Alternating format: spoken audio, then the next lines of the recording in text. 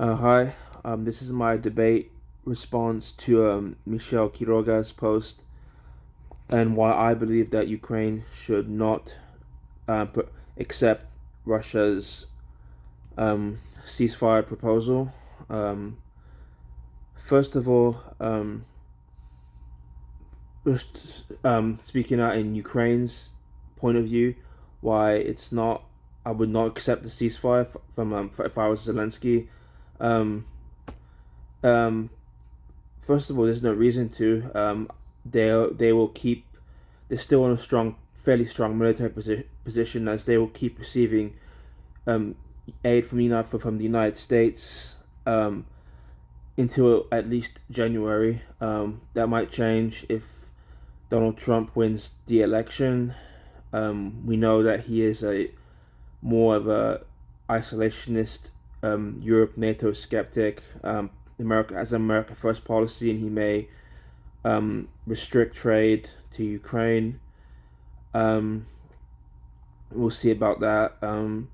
But for now, they're still getting plenty of aid from America under Democratic leadership. Um, but in general, they've received bipartisan support from Congress on aid, again receiving aid from the U.S. So I'm still confident that they will receive aid even if there is a Republican president.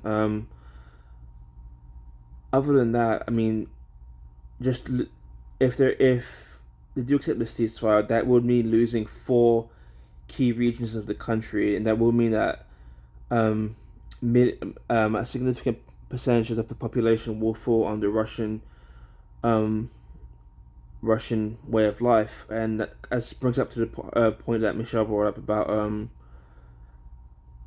the ceasefire will bring an end to the killing. Yes, but that doesn't mean that it will bring an end to the suffering, because living under Russian government control means living under a authoritarian regime. That means restrictions on basic civil liberties, such as freedom of speech, freedom of press, and most of those people are Ukrainians who do not want to live who do not want to live under Russian rule.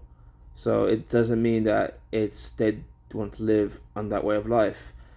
Going to the next point about refugees, and she mentioned that refugees, specifically Ukrainian refugees in Mexico, and that's a drain on the Mexican country. But I looked it up. I think it's only about 10,000, less than 10,000 total Ukrainian refugees in Mexico, and that for a country of 127 million, 10,000 people.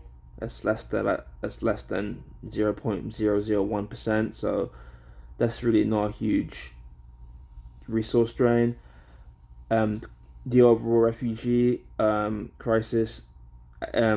A lot of refugees have gone to countries in Europe, and they've provided like for me, for example, my family's in the UK. They've taken in a few Ukrainian refugees, and they're highly skilled people with master's degrees. And since Brexit, the UK economy has lacked highly skilled and low skilled labor, and a lot of these Ukrainian refugees have filled in the void. So they've been assets to countries such as the UK in terms of the economy and filling in jobs. So I don't really think that's been a huge issue.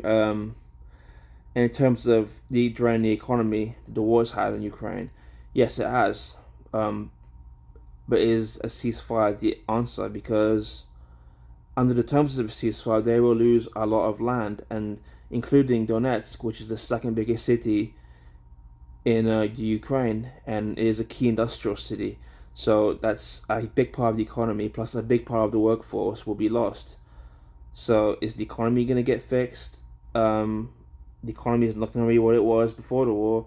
So you have to bear that in mind. And then finally, a point about the U.S. aid. She mentioned that $53 billion in aid, and the U.S. economy is not the strongest right now, not the best right now. Well, actually, it is.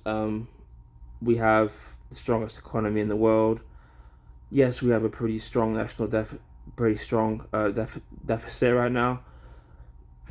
But the money we're giving to Ukraine is not charity. It's not charity, and we're not giving to them because it's a democracy defending itself. We, as we discussed in the class, we don't really care about. The U.S. isn't bothered about defending democracies abroad. We are defending Ukraine because it's in our